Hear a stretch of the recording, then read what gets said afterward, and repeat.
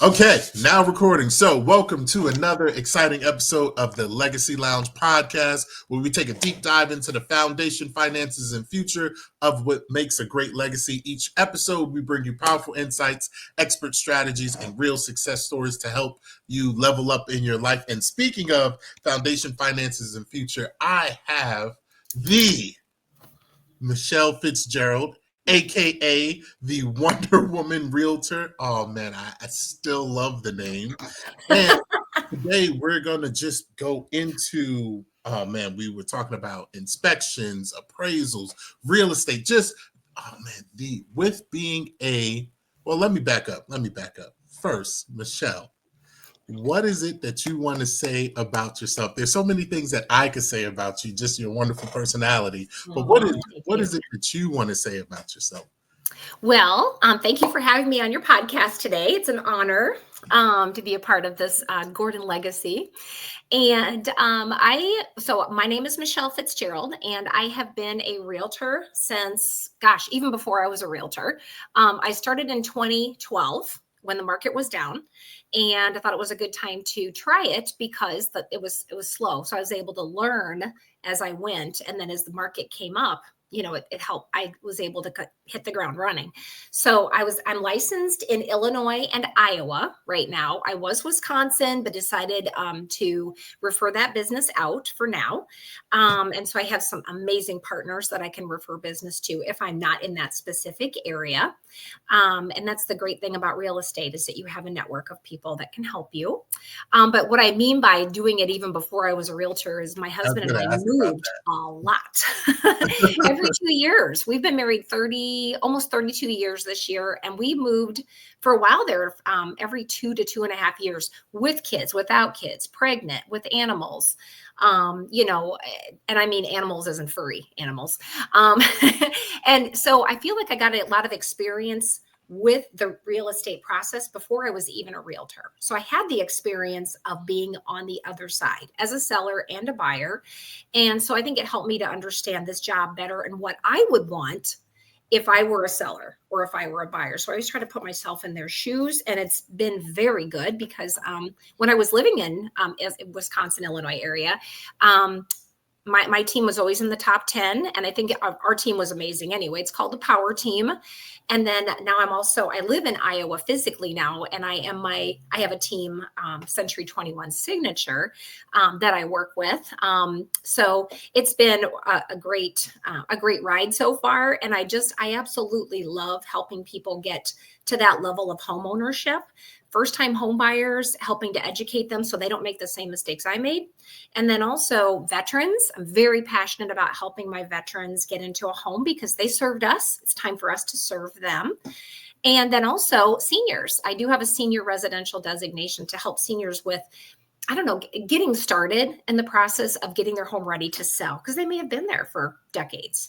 So those are my primary clients. Of course, I help all kinds of clients, investors, and people who they've bought several homes. Maybe they want to. I just helped a friend from high school buy his second home on the river, and here on the Mississippi. So that was super exciting because I've known him since we were 14 years old. And Yeah. so I really had to prove myself to him because he knew the 14 to 16-year-old Michelle, not the serious yet fun 56-year-old Michelle. But we're classmates. And I have another classmate that's going to be putting her house on the market next month in Cedar Rapids. So it's been a great ride. I feel like, you bloom where you're planted. And this is where God needs me to be right now. So Yeah. that's a little bit So about you me. you were talking about like some of the mistakes that you made early on. Mhm. What and not wanting people to make those mistakes. What were some of those mistakes that you made? Well, as a first-time home buyer, the mistakes that I made was buying a house in the dark. Don't ever do that. That was my first home. I didn't figure out till the next day my house was red, and that was okay. But I Wait, didn't know. so I was just so excited. the house, like you walked through the house in the dark? It was dark outside. It was dark. And my kitchen, I mean, you can paint, paint's no big deal, but my kitchen was a salmon color, so they must never have drank coffee. So it's just, whoa, okay. But I mean, that wasn't a big deal. Paint you can change. But the mistakes I made was home inspection. I didn't have one. My dad was my home inspector, and I love my dad. My dad is very, very good at what he's been taking care of properties forever and day. He's helped to build, etc. But the one thing he missed was the most expensive thing that we came into, which was mold and Mm. and things behind the wall. Literally, the drywall crumbled behind when we pulled the paneling off. So we had to do we had to do a tile. They had to dig up the cement and do a tiling job in the basement. And we were newly married. We just bought this house.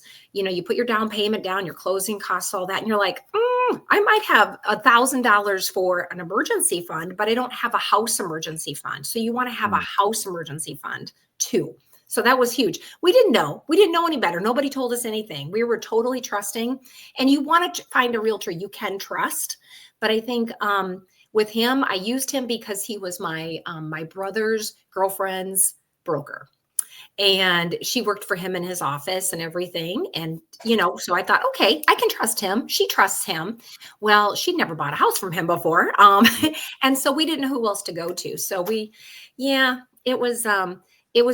but we were happy to have a home. I mean, there were positive things too. Our church helped us move on the coldest day since 1936. It was in January. And we had our first child there, and we had some good memories, but it's just, you want to have a realtor that's going to look out for you and not have to sell a house to feed their children or make house payments or car payments. I don't have to worry about any of that. I've been very blessed. A lot of my stuff's paid off, and I'm not money motivated. I love to get paid at closing. Don't get me wrong, but it's not my primary motivator. My heart just explodes when I can call someone and say, you got the house. And now we're going to move forward to the next step and the next step. And I lead them through like I wasn't led. I basically had to call him all the time to say, what's next? What do I do now? What am I supposed to do? So, a good realtor is going to lead you from step to step to step and not be in a hurry, and only in as much of a hurry as they are, as the client is, but also taking care of them. So I told them, I said, I do have an ulterior motive. My ulterior motive is that you love me so much, you love what I do, that you can't wait to refer me to your mom, your dad, your friends, your family, everybody you work with. You can't wait to tell them, you got to use this person because she will look out for you. And that's my ulterior motive. So. Okay. So what are some of the things when it comes down to home inspections that, if there's like a checklist or just something to keep in mind, little tidbits, what is your tips, tricks, advice that you would give somebody? Well, so you want to hire a home inspector that has a good reputation, not someone who just started yesterday. And did you know most states, you don't have to be certified or licensed to be a home inspector? Now, they are working on that in the House. My understanding is we have a guy in our office who works directly with the Capitol in Iowa here to pass laws and to, everything. So they've got like 50 of them on the books right now just for real estate. But the ones they shared with us is that they want to have home inspectors get licensed, and they should be. My goodness. I mean, at least certified. So certified just means that they went through the class online or in person, and they know the basics. Okay. And that's better than them just setting up shop. They could literally set up shop and say, I'm a home inspector. I want to inspect your home, and I'll charge you $400 to do that. Or maybe I'll give you a deal, $200 in a 6-pack or something. Be wary of those. If it's cheap, it's probably not going to be good. So the typical is about $400. If it's smaller, it might be, $350. If it's a little bigger, it might be closer to $500. But you want to get someone who is at least certified. And also that has a good reputation. I get all of my information when I moved to Iowa. I talked to the people in my office and said, okay, who do you trust? Who do you use? Because I don't want to reinvent the wheel, and I don't want to try to find someone. I want to use who other people are happy with. If I find out they're not happy, they leave my phone. I never refer them again. But I try to refer people that I would use or I would have my kids use. So that's the other thing. I always keep it in mind when I'm showing houses to people. Would I sell this to my mom? Would I sell this to my sister? Would I sell this to my best friend, my kids? And if I wouldn't, I'll tell them. I don't think this is what you're looking for, unless they're handy and they say, I'm a handyman. Give me a handyman special. Okay, Yeah. we'll do do that. But I do try to point things out in the house like, okay, can you take care of this? Can you take care of that? Just I point it out as if it were my kids buying the house. I really get down and dirty there. Yeah. It comes to that. So you want to look for somebody certified to do that. Home inspections don't cover everything, guys. They don't cover radon testing. They don't cover, and radon is an invisible gas that can give you lung cancer over a 20-year period of time if it's high enough in your house. Even if you're in a slab house, you can have radon coming up through because it's an invisible gas in the ground, and there's no rhyme or reason where it's at. It could be, I could have the highest radon reading here, and next door they could have the lowest. Across the street, they could have it somewhere in the middle. So there's no rhyme or reason. Usually where there's new construction, they just put passive radon mitigation systems in there where it'll just go out of the house passively. But if you want to make sure that it is leaving the house, there's one that you put in, it's called an active radon system. And that one will remove it quicker because it has a fan that's constantly working to get it out of the house as soon as it comes in. It never really even lets it in. It just kind of filters out. So there's radon testing, and that's a separate expense. There's pest inspections, which aren't as common in Illinois, but they're more in Wisconsin. They're more common in Iowa. Every veteran who buys a house does have to get does have to have a pest inspection, though. There's no working around that because they want to make sure there's no carpenter ants, termites, things like that. So that's an inspection, not required. Home inspections are not required by any lenders. Appraisals are considered. You do have to do that if your lender wants that done. That's different than a home inspection. So I get people who get confused with that. And my job is to explain the differences between everything so that they can make a good decision. I'm never going to tell them what to do, but I do want them to know what their options are because especially new home buyers, they're like, I don't even know what questions to ask. And I said, well, if it were me, these would be the questions I would ask. So that's how you build trust too, just that. But so I know I'm kind of going all over the place, but home inspection, radon inspection, pest inspection. And then there's also in Iowa, we do what's called a sewer scope because we have a lot of older homes here too.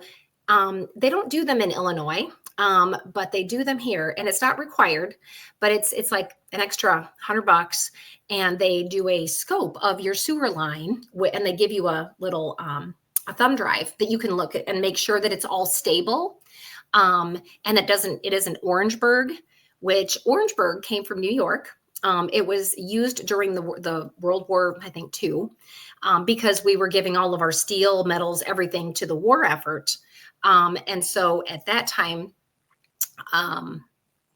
the Orangeburg actually, it's made of asbestos, and which is no big deal because it's a sewer line. Who cares, right? It's asbestos and it's like wood pulp. Well, after about 50 years, that starts to break down, which means that could be a mess. So we do testing for that here in Iowa. They don't do it in Illinois or Wisconsin. So that's another thing. And then what's the other? And that there are wells or septics. You got to be wary of those if, and they don't get sold as is unless it's a cash buyer. They can choose to buy it as is because there's no lender telling them any different. But I always tell people whether you're paying cash or not, you want to make sure you have a good well and septic inspection. And that's a totally separate inspection too. So if you're looking at different inspections, you're probably looking at if you did all of them, you're probably looking at $800 to $1,000. That's something you're going to need to have right away. That's not something you can wait till closing to pay for. It gets paid for at the time it's done. Otherwise you don't get the report. So so those are just some of the ideas, the inspections. And so those all take now. So like the radon people, they have to be licensed. Yeah. Which is great, but you're just like, okay, that's good. Home inspections also, what I've noticed is that home inspectors, when they do their inspection, they want to make sure they call out anything and everything that could possibly be an issue so that their butt's not on the line. Okay. They want to cover themselves, which is understandable. We want a home inspector that's not going to scare the buyer. They're going to explain to the buyer, okay, this is a red zone issue. Walk away, run. This is a yellow zone issue. Honeydew, maybe a handyman could take care of this. And this is a greenish. It's fine. Okay, we've got a little speed bump in the driveway, or there's not a railing over here, that kind of thing. Or, there's a little dent in the wall from a picture that was hung there. I mean, that kind of stuff.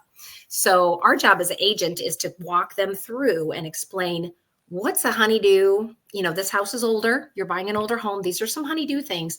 But then also, what are some things that, can you take care of that? Do you know someone? Oh yeah, my mom, my dad's a roofer, whatever. We can take care of that. So it's just dependent on how comfortable the buyer is. But I think it's good to let them know what they have available. Oh, lead-based paint is also is another inspection. I've never had anyone do a lead-based paint inspection though, because if you buy a house prior to 78, most like 1978, most likely it's going to have lead-based paint under layers of other paint. Okay. If it's encapsulated, you're fine.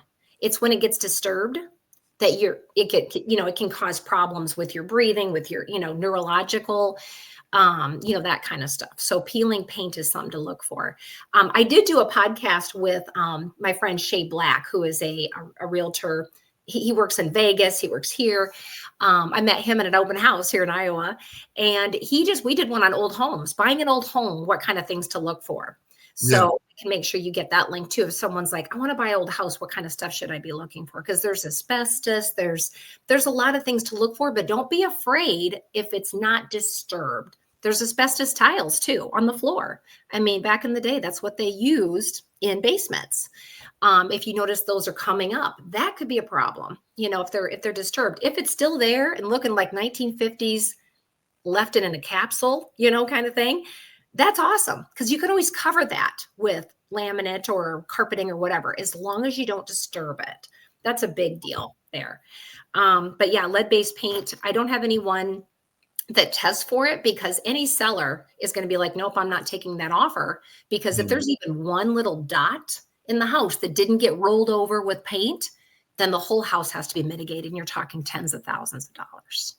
So know that if you're buying a house prior to 1978, there's most likely lead-based paint somewhere in that house.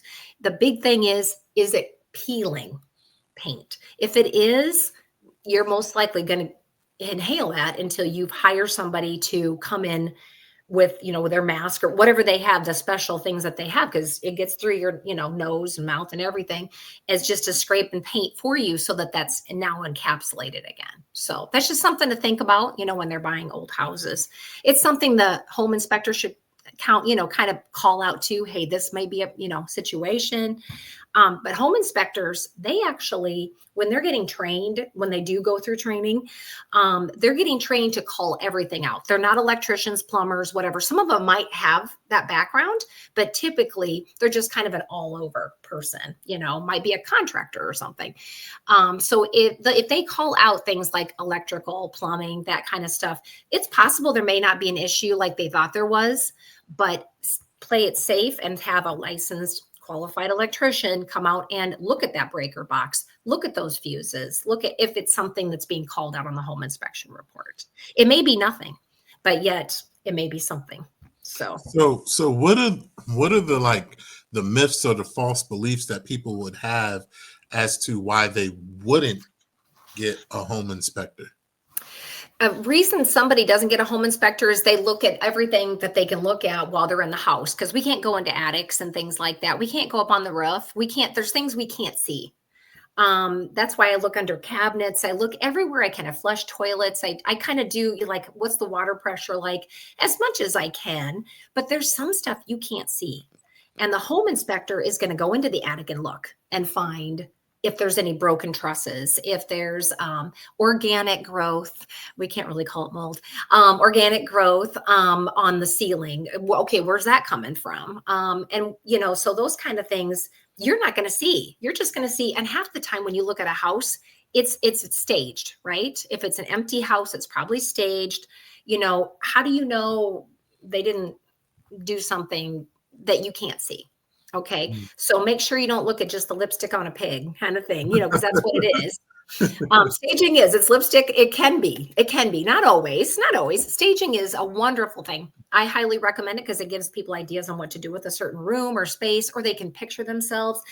But I'm also careful when I see a staged home, I'm like, okay, what are they hiding in here? Why does it smell so fruity in here? Because they've got plugins everywhere because it smells like smoke, or Mm. smells like, like musty or something. You have to, yeah. So the home inspector will kind of pull those things out. A lot of people didn't do them during COVID because they wanted to win the sale. They wanted to get the house. There were just so many people looking to buy a home and not enough homes to sell that they would have, I don't know, 15 offers on the table. And they'd be like, okay, what can I do?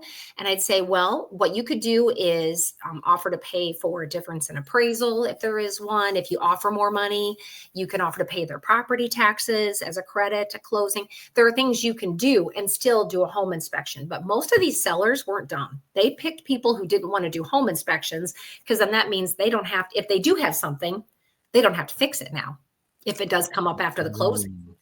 So home inspections, I never, ever, ever say, oh, you don't want to do that. You don't want to do a home inspection. Always. Now, if they decide not to, they're signing something saying that they said, I don't want to, because I don't want to be liable saying, oh, well, she didn't tell me. Always, always, always tell them that. But yeah, there's sometimes people won't do home inspections because of the cost. They're like, oh, that's expensive. I say, well, $400, that'll be the best money you ever spend compared to paying $10,000 later for a problem you didn't know about. Mm. So, Okay. and some people think too, appraisals that, that a home inspector requires a home inspection, or I'm sorry, your lender requires a home inspection. They don't. The only thing that they want is like the well and septic inspection. They don't really require, but they will require an appraisal. And all the appraiser does, there's somebody that's hired by the lender. It's a random person. They don't get to pick the person. Okay. But they come out and they walk around the house. They do measurements. They look for things like we do when we're in the house, like if, open the electrical box, look at the wires. If it looks okay, they'll shut the door and whatever, because they're not electricians either. Okay. But if they see something that they know the basics kind of stuff, but they're not going to stay there for 3 hours like a home inspector will and look at everything. They're just going to walk around the house, look up at the roof from the road. See you later. So that is a requirement because the lender wants to make sure that the purchaser's not paying more than they should. They're like the eyes of the lender. And that is usually a requirement to buy a house. Sometimes, I mean, if you pay cash, you don't have to do that. Or if you have a lender, some lenders will even say, you know what, we have enough of these kind of houses on the market. We kind of know what they're worth. Do you want to do do you want to do an appraisal or not? And give the buyer the option to do that. And some buyers will be like, sure, I'll waive it. That's $800 that I don't have to take out of my pocket, or $400 or whatever it is they charge at the lender. But yeah, so appraisals, but those are normally required where home inspections are not. So people could completely bypass all the home inspections, get the appraisal done if they get a loan, and buy a house Yeah. and pray for the best. Yeah. So it seems like you're really good at giving people all of the information and the options and letting them weigh and make a decision themselves. And I know you were saying earlier, like how your team is always like amongst the top ranked at Century 21. So what are some other tips, tricks, habits that you guys have that makes you such a top ranked team besides, like again, giving people all the information and letting them weigh their options? Good question. I think what sets us apart is that we truly care. And people can tell when you care and don't care. We're none of us are money motivated. Yes, again, we like to be paid at closing for what we do for our job, but it's not like, oh God, if I don't get 3%, I'm out of here. If I don't get 3%, yeah. I mean, we try to get that because we need to get paid. We have bills too, and retirement and all that and taxes. But what makes us special, I think, and what I've always felt is special is that the camaraderie of the team, we work together. And we're not like, oh, you did more work than that other person did. We figure there's some months where, maybe we're not as busy, but maybe this person is busier and they kind of help the team. And so the other thing is we help each other with our clients. So if I'm on an appointment with someone and John Smith wants to see a house at the same time across town, I can't be in two places at once, but I don't want him to miss out on that house just because I'm with another client. So I'll say, hey, Chip, can you help me show that house in Beloit because I'm on another appointment? Sure, no problem. No questions asked. And it's not like, how much am I going to get paid to do that? What are you going to give me? And so I think just the teamwork itself, we're not worried about, oh, who worked harder this month, because we know we all work hard. All of us on the team work hard. And there may be some months when I have 5 closings and Chip has 2. And then the next month, Mike might have 6 closings and I might have 3 closings, so I think it's just the way we work together. We work together as one person. It's kind of like when I tell people, when you list your house with us, you're listing with 5 people, not 1. Because all of us are going to be telling other people about your house. We're going to be telling people about, if there are buyers or looking, we're going to say, hey, did you, one of my partners has this listed. You want to go see it? And so we try to work together. Well, we don't have to try. We work together that way. We work in ethical, we're available. We're flexible. We don't say, oh, I only work 8 to 5. Not that my job is not 24/7. We have to have boundaries, but if I tell people, if I can get you in a house, I'm gonna get you in there. I'm gonna get you in there, not in the dark. We're not gonna go see houses in the dark. And so I'm very adamant about that. But I think it's just us working together as one person. It's just like we're all one together. Yeah, and I recently saw that I had a friend who recently joined Century 21. So this is more of a question that I'll ask on their behalf. What are some tips, habits, advice that you would give somebody who just joined? That just joined, I would say find the people that are successful at what they do. You are who you surround yourself with, right? So I feel like you want to go to those people. Of course, make friends with everybody. I mean, we all need to get along in this world, right? And we, as realtors, we're working for our clients. It's not about us. Okay. So you want to find people you can hitch your wagon to, like Carrie Bucket, Teresa Skridlaw, Chip Hart, people who have ethics, people who have been doing this for a while, that can help you with certain situations. Because I think what I love about my job the most, Tino, is it's different every day. Every day it's different people. I work with different humans every day, different personalities.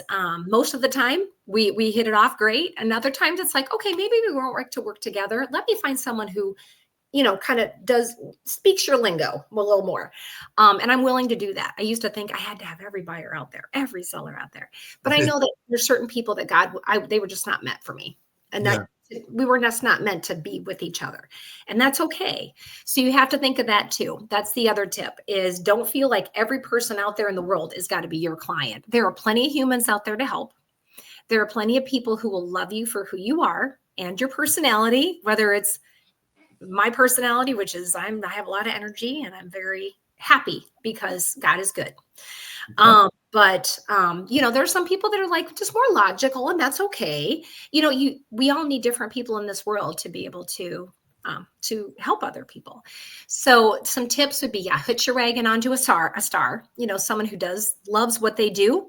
I'd say get all the training you possibly can. There's no such thing as, oh, I got my license, I'm finished. Don't just wait for every 2 years to get your brain back in shape. You might say you exercise 2 or 3 times a week. I'm hoping this is exercise. This is exercise for our brain. It's to keep us sharp.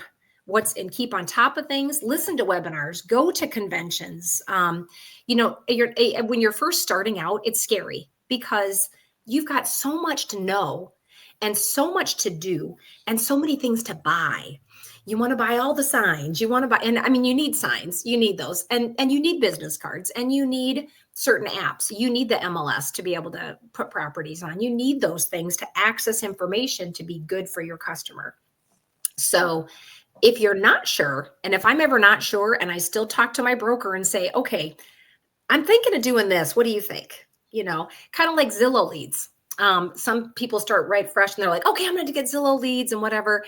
And that's fine. But I didn't do that when I started. When I started, I just kept talking to people. I carried my business card everywhere with me, whether I was at exercise class, I was if I was out at an event, even if it wasn't real estate related, They knew that's what I did for a living. So don't be a closet realtor. Tell people what you do. They aren't going to know to just refer to you just because one time you tell them, oh, by the way, I'm a real estate agent. They're going to be like, whoopee, what do you know, why do I care? That's like saying I'm an engineer. Okay. Why do I care? Thank you. That's great. But so don't be a closet realtor. Tell people what you do. Give them your card. Say, hey, you know what? I use the mayor approach when I ask people that I don't know, and I want their business. You're running for mayor. You want everyone to know you're running for mayor, and you want them to know why you're running for mayor. So you need to have an elevator speech of why they should hire you. Because you only may have 15 seconds or 30 seconds to talk to them. So think about what you would say, kind of like what we learned in BNI. That's how Tino and I met, is BNI networking. It's just to kind of and tell, in real short, sweet. I'm new at this, but I am gung ho. Who do you? And then I'll usually say, like, if it's somebody I don't know. Even yesterday when I was getting my hair done, I was like, so. Do you have someone you normally, somebody ever asked you, hey, who do you use for a realtor? Do you have someone you normally refer somebody to? Oh, I did it to my dental hygienist. That's what I did it with. And she's like, the person that helped us buy our house, they moved to California. So no, I don't have anybody. So I had a goodie bag in my purse. It's a little cello bag. And I put a business card, chocolate, like for the season, and some little seeds like that you could plant because it's spring, so, and then a little note in there about spring is sprung. I'm here to help you. And so it's something better than just a business card. If you're a guy, it's kind of, different. You could do that. I mean, but probably want to make it a little more masculine. But mine are cute. They have little flowers on them. And I give them to the guys and the girls. And they just look at it like, wow, I've never gotten a business card this way before. And I said, well, you need chocolate, right? Or candy. And then there's just a little something in there for you to think about spring. And so she's like, thanks. I said, I would appreciate your referrals. I want to be 100% referral based so that I don't have to go out and be on a billboard or a bus or whatever. I can work with people and keep going on in my education. So that's kind of with the mayor thing. That was a little long, but the short and sweet is of it. I say, hey, I'm a realtor and I would really, I just want, do you ever refer, if somebody ever asks you who you use, do you have somebody you normally refer business to?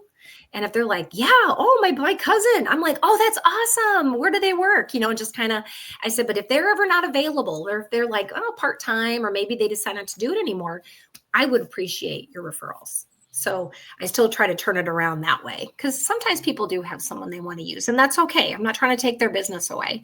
I'm not trying to step on people's toes. I want them to refer business to me, and it works really well. I get a lot of referrals. I think that's how I've been able to do so well in Iowa, is I have a lot of high school buddies here and, family who love me and they know that I'm going to do the best that I can. So how did you become the Wonder Woman realtor? So how I came up with that, I've loved Wonder Woman. I've watched every show. I've seen every movie. It's awesome. Linda Carter is my heroine. And I just always thought Wonder Woman was cool. Well, and I had the lunchbox. I had everything when I was a kid, 9 years old, had that lunchbox. And I'm like, I want to be Wonder Woman, and she's true. She believes in truth. She believes in justice. In fact, my what I usually say, if I say to someone, I say, Wonder Woman realtor, I work with integrity and speed. I just don't wear the outfit.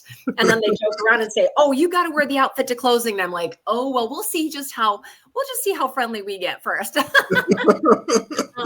it's just like a fun thing. And who doesn't remember Wonder Woman realtor? I mean, who doesn't remember that? So my license plate says Wonder Woman realtor. I have my sister-in-law making something for my car that's a little, the vinyl. And then I have the Wonder Woman license plate too, the silver plate. So I don't know. I think she works with, and she's an integrity. She's full of integrity. She's quick, on her feet, and she is truthful and kind, and so I'm like, I may never look like Wonder Woman, but I'm going to be the best Wonder Woman realtor I can be. And speaking of Wonder Woman and superheroes, how do you handle like setbacks and failure? How do you bounce back from that? There is going to be, it's a very emotional business, Mhm. because you're dealing with a lot of money and you're dealing with people. Where am I going to lay my head at night? And is this going to be good enough for my children, and me? And am I going to like this place? So, when it comes to that, you just kind of have to take a step back, think about what you say, don't just spew. Sometimes you just have to take a step back, or if it's something that happens, I exercise, I do a lot of walking, I talk to God a lot. I talk to, other realtors who understand you.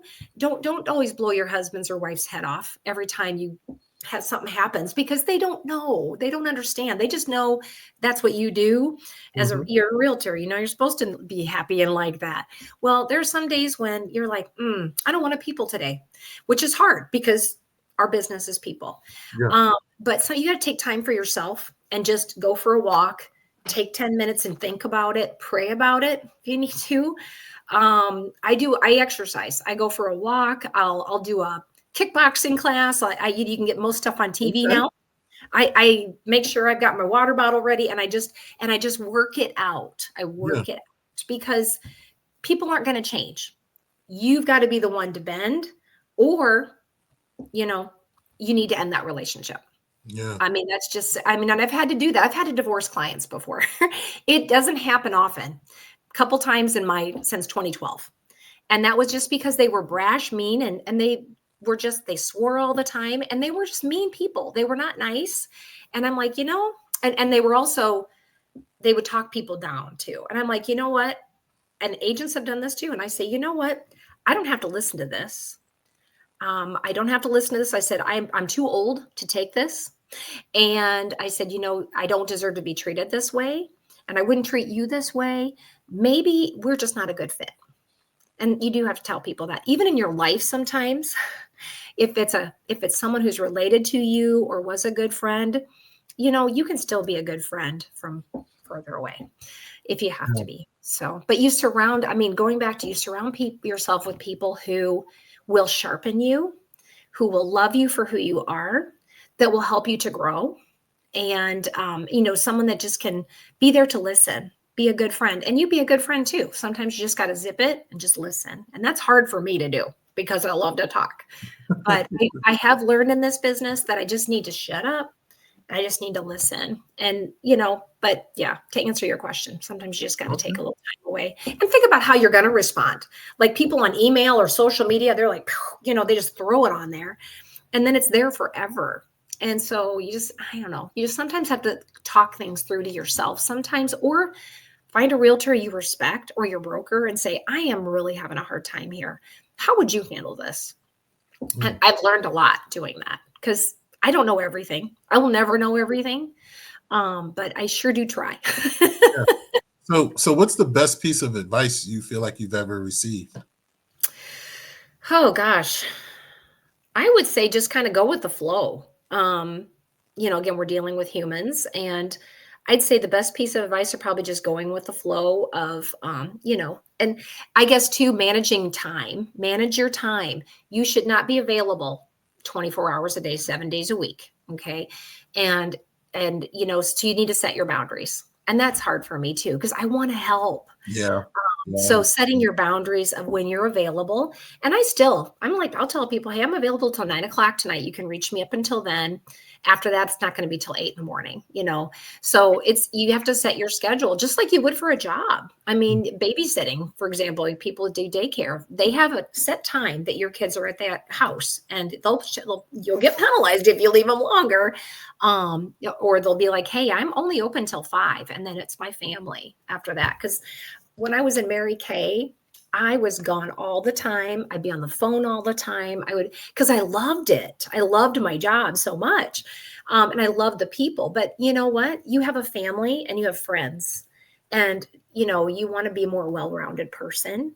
And I just figured this out not too many years ago. You need to have boundaries. You need to not answer your phone. Or if you're talking to your husband, you don't say, oh, just a second. I got to get, it needs to go to voicemail. So Mhm. there are times you have a client, unless it's like an offer that you're like, hey, honey, I'm sorry, but I've been trying to reach this person all day. Can I just talk to them quick? And they usually understand. But I Yeah. used to just Anytime the phone rang, I'd be like, my kids could be talking to me, my husband, and I'd be like, oh, sorry, Joan's calling. I gotta, she might have a Mary Kay order, or want to set up a party, or, it was just, so set up boundaries, ahead of time. Yeah, speaking of friends and family and stuff, that's always the foundation, and that's the first part to my 3-step legacy system. But let me ask you this, Michelle, what does legacy mean to you? Legacy, what it means to me is, I guess it's not that I have to be remembered per se, but legacy is just kind of starting something and having it carry on. Like with me, I mean, real estate, my kids probably aren't going to do this, but the money that I make from it is something that I'm building for my retirement, but also building for them. When something happens to me someday, I want them to be able to carry that money on. And also, legacy doesn't have to just be about money. It also can just be about your attitude towards people, how you serve your community. I have 3 routes in town right now where I'm cleaning up trash in areas because it's something my mom did. So she kind of left that legacy for me, and she didn't even realize that, I don't think, but she also was a Tupperware lady. So that's how I got she left a legacy for me of how to treat people and how to help people. She left a legacy for me on being part of your community and volunteering. That's a legacy. It's definitely putting your finances in order. Huge. But also just volunteering in your community and taking time with your family. And that way you kind of live on in their hearts even after you're gone. Yeah. So is there a lesson or a legacy that you want to leave, like that your children will, that you want to leave to them? Well, one of them being volunteering in the community. That is so big for me. I want to cry when I say that because it's super huge. Is taking care of other people. Because when you take care of other people, it just comes back at you. It really does. So I want to make a plug for Nick's Wish. They started in Rockford, but they're in like 38 states now, and they raise money for young adults fighting cancer, ages 18 to 24. His mom started that legacy. Nick died of cancer, and her legacy for him is to be able to carry on and help those kids, because they are kids, with dealing with this harsh disease that we're hopefully someday going to have a cure for. But until then, let's help them not to, think about that for just a little while, So legacy can also be supporting volunteer organizations. And I want my kids to do that. I want my kids to pick out what they're passionate about. They may not be passionate about Nick's Wish. Maybe they're passionate about single moms, or people who are just any organization that might help other people. Picking up garbage. My son, I didn't even he's like, Mom, the other day I got inspired by you, and I grabbed my wagon, I grabbed my gloves, and I just went around my neighborhood and picked up garbage, and it felt really good. And I go, this is awesome. This is awesome. It's that kind of thing. It's just, when you're doing what you're doing, it helps you remember that person. I think of my mom every time I go to pick up garbage, and because she loved on her neighborhood and beautified, and I want to do that too. And so, yeah, hopefully I answered your question. Yeah. So especially because you're really talking about like the things that your mom did and the things that you're doing, and now it's having this ripple effect onto other people. So like, how are you inspiring people to think bigger and take action like that? Just inviting them to be part of it. Like Nick's Wish, they have wine runs, which is fun. Where in different parts of the country, they have pork butts that they sell for Memorial Day in Illinois. They're smoked pork butts. So we're just like, we like big butts and we cannot lie. We make it fun so people want to be part of this movement. And then, I don't know. I don't even know if I answered your question. I kind of got off. No, you did. Yeah. Just getting passionate about something that makes you happy and inviting people to come be part of it. Don't just do it by yourself. I joined Habitat for Humanity here. So I'm going to learn how to build some houses. Okay. That's Okay. exciting to me. That's on my bucket list. I'm like, I want to understand how all this works from the inside out, from the outside in. And you know what? Jimmy Carter did it till he died, pretty much. I can do that. Yeah. Um, so that's another thing, inviting people to enjoy it with you. Habitat for Humanity has a thing coming up in Cedar Rapids here in July where they're doing a bags tournament. And so I'm like, hey, we want to be a team. We can have several teams there and drink some beer, have some fun. And we're making money to build homes for people who don't have Mm, it. So yeah. there's no reason why this stuff can't be a good time. And it doesn't have to be all about the drinking either. It's the camaraderie. It's the gathering together of people with a like idea and a like goal Mm, and helping others, just inviting people to have fun with you. And the back end part of it is you're raising money to help somebody else and you're having fun doing it. It yeah. should be fun. It shouldn't be dragged down. I also deliver Meals on Wheels. So I would encourage people to get into that. They're always needing people to deliver meals. In Iowa, they actually have an Anna Meals program now where once a month I deliver food for dogs and cats. For these people that can't afford, food for their animals. And Mhm. then I know they're getting fed and it makes me happy. I even carry a bag of cat food in my car in case I see a stray cat. I'm like, sprinkle. I just can't see an animal. I'll stop for animals. A bunny's jumping across the rope, I'm stopping. Yeah. Unless I know somebody's behind me who could crash into me. But you should make it fun. You make it fun. Fundraising. Fun is in fundraising. So Yeah. Yeah. you So, should have fun while you're fundraising. It shouldn't be all about, oh, they're asking me for $100. No, they're asking me for $100. And this is what they're going to do with it. How cool is that? I could afford to do that. And if you can't, give your time. mhm. If you can't afford to put money into something, give your time. That is it's priceless when you Yeah. give time. Yeah. Because you don't need to be sitting watching TV all the time. That's kind of fun, but if you can get out and just deliver meals, help people with a fun run, those are just things that take your time, and you'll get so much out of it. Hmm. And speaking of inviting others, so I'm going to ask you this. This is a little bit of an interesting question. If you can have dinner with any three people, present, past, whether they were a real person, whether they're a fictional person, who would those three people be and why? I can tell you right now. Okay. um Elvis. Okay. I swear to God, I was his girlfriend when I was 9 years old. There's a lot that happened at 9 years old. I don't know why that is. But Elvis, I just think his voice was beautiful. And I just, anyway, him.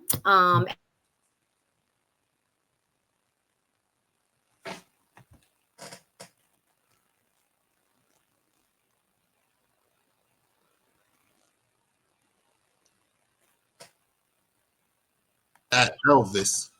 Elvis. So Elvis, because he was a great singer and I just loved his crooning. Eleanor Roosevelt, she had so many smart things to say. One of the quotes I love the most about her is, no one can make you feel inferior without your consent. Hmm. And that was huge for me because I am a people pleaser. And if someone doesn't like me, kind of bothers me, I'm like, why? I'm a nice person. So, but she just said a lot of amazing things. You'll have to look up her quotes. They were so Hmm. forward thinking. But that's one that I would love to talk to her more about. Where does she come up with this stuff? How did you build up your confidence? What did you do? What made you feel this way? That kind of stuff. And then my mom, because I lost my mom a year and a half ago and I miss her. So I just want to know how it is going up in heaven there, and how my brother is because he's up there too. Um, and just like, I don't know, to ask her more about herself. I don't think I got a chance to really. I thought I had more time, Yeah. so that's why I want my mom and to say, hey, and what, my aunt is still around, which is her sister, and I have hooked myself to her because she's as close as I can get to my mom. And so we have a love of flowers and things like that. So we work together at Knoll Ridge Park weeding while we're talking. It's so much fun. I love to weed. I'm weird. But I also like to plant flowers, but I love to weed because it always looks so good when you get done. Yeah. But I hooked myself to her. And there was one day I had told her, because I can't call my mom and say, hey, mom, look what I did. I call her. And I said, and I'd had my first closing. I swear to God, I heard my mom and her. She's like, she clapped her hands and she's like, I am so proud of you. And I said, oh my God, that was mom coming through. Because my aunt never does that. She doesn't do that. So it's almost like my mom came through her to say, good job, Michelle. Yeah. And I told her when she was alive, I said, Mom, you may not know this, but the reason I think I'm good at what I do is because you've showed me how to love on people from the time I could even when I was little. I mean, she'd have Stanley home parties and home interior parties, and because she had to earn all her own stuff. My dad's like, if you want it, you got to have a party. I'm not going to buy it. And then she got into Tupperware, and of course, I'd listen to her talk on the phone and stuff. And I feel like I got that bug from her. I didn't even realize it because that's not where I started, but I always loved being in customer service. I always loved that.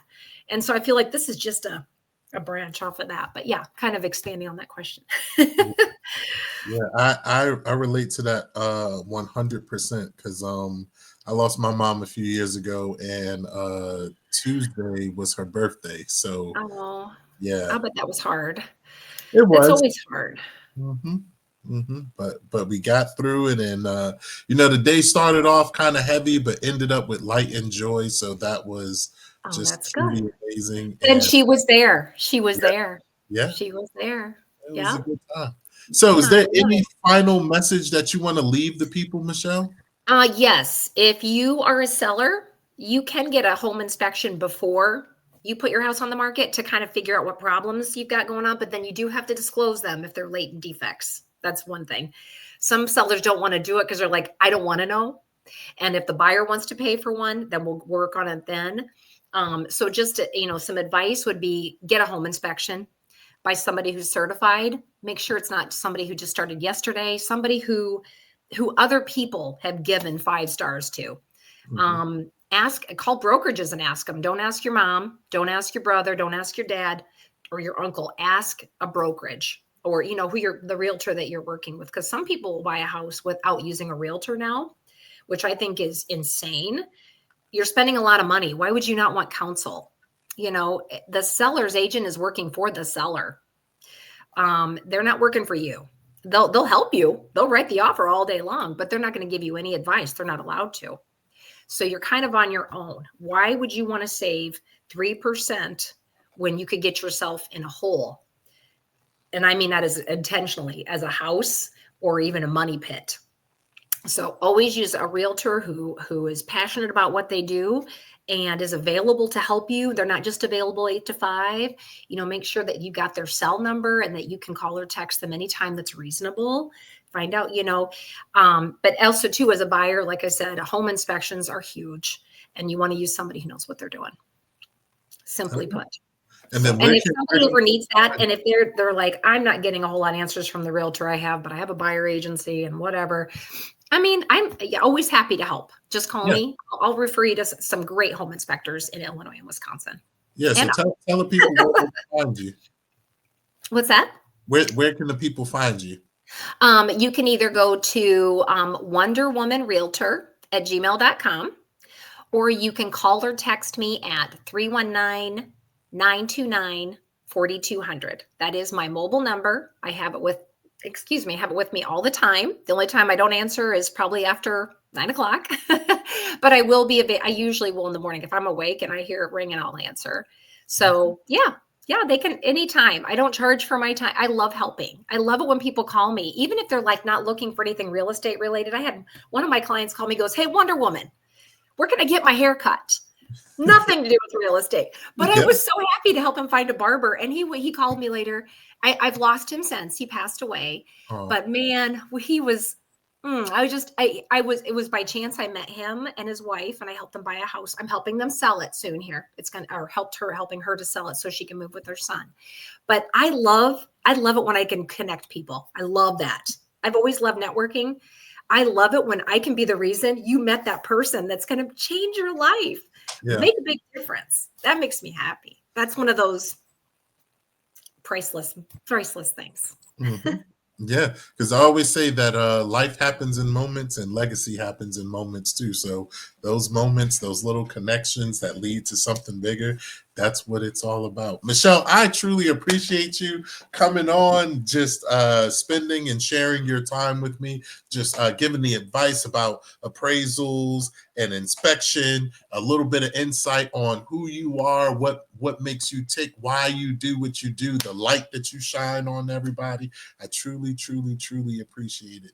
Thank you, Michelle. And I am very proud of you. I want to say I'm watching your career, Tino, and you are exploding in so many ways. In that it's almost like God is like, okay, Tino, it's time for you to do this now. Okay. And you're just like listening. I can tell your joy and the type of work you're doing now with consulting and just speaking at events. I'm definitely going to keep that in mind.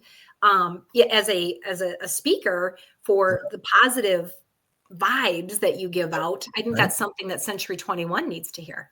thank you. Thank you. So I will be recommending you to my broker too, because I think you are wonderful and just your stuff and you're passionate about it and you only want to help people and you want to learn about people. That's what I love about you. You Yeah, just you're just like you take it all in and you just put it right here in your heart. And I love that about you. yeah, that's one of the reasons why we started this podcast. But yeah, and I I love know it. I love it. Today is awesome so it's far. gonna be Thank a you great for day. It's gonna charging be. me up. So with that, I would say everybody who's watching this, just enjoy yourself. Have a great day. Just be positive and remember that every moment is a great moment to have a great moment. And with that, bye bye, bye bye, bye bye. Bye. Have a great one.